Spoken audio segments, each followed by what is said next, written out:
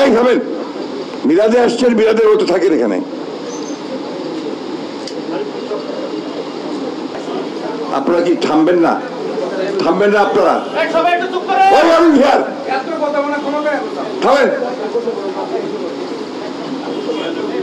সত্য অসভ্যের মতো কাজ করেন আপনারা।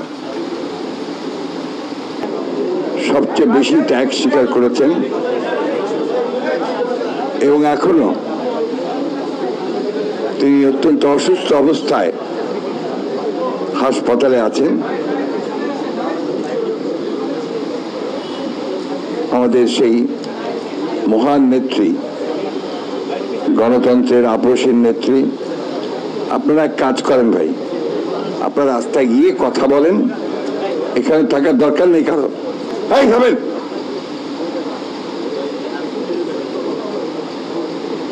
মিলাদে আসছেন, মিলাদের মতো থাকেন এখানে।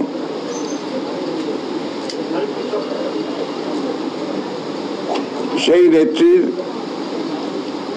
আজকে জন্মদিন, গতকাল ছিল জন্ম তারিখ।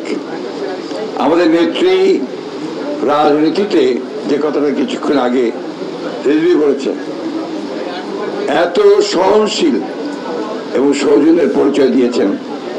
তিনি নিজেই বলেছিলেন যে 15 তারিখে আমরা কোনো কেক কাটার রাজনীতি করব না। আমরা আল্লাহর কাছে দোয়া চাইব তার সুস্বাস্থ্যের জন্য, আমরা দেশের জন্য দোয়া চাইব, দেশে গণতন্ত্রের আন্দোলনে যারা শহীদ হয়েছেন তাদের জন্য দোয়া চাইব, আর যারা 15-17 বছর ধরে এই ফ্যাসিবাদের বিরুদ্ধে লড়াই করে। আপনারা কি থামবেন না? থামবেন না আপনারা? থামেন, সত্য অসভ্যের মতো কাজ করেন আপনারা।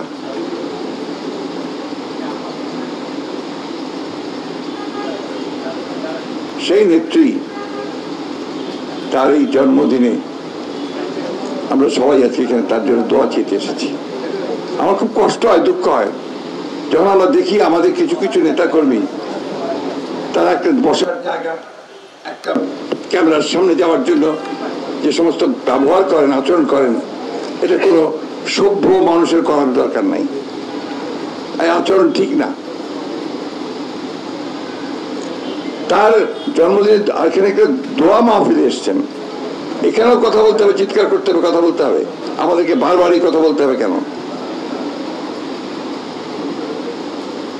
দেশনেত্রী বেগম খালেদা আগেই বলেছি যে তিনি শুধু বাংলাদেশের নেত্রী নন, আমি তাকে সবসময় বলি তিনি হচ্ছেন এই বিশ্বে নারীদের নেত্রীদের মধ্যে। গণতন্ত্রের জন্য সংগ্রাম করে এত আত্মত্যাগ আজ পর্যন্ত কেউ করেছেন আমার জানা নেই। তিনি অত্যন্ত দুর্বল, দুঃসময়ে, কঠিন সময়ে বিএনপির দায়িত্ব নিয়েছিলেন। নিশ্চয়ই আপনাদের মনে আছে, যখন স্বাধীনতা ঘোষক শহীদ প্রেসিডেন্ট জিয়াউর রহমান শহীদ হলেন, তারপরে আমাদের দল অত্যন্ত দুঃসময়ে পড়েছিল।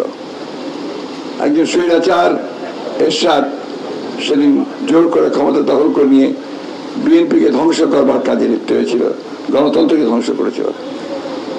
তিনি তখন একজন গৃহবধূ ছিলেন। সেই গৃহবধূ রাস্তায় বেরিয়ে আসলেন, ডাক দিলেন, বিএনপিকে ঐক্যবদ্ধ করলেন।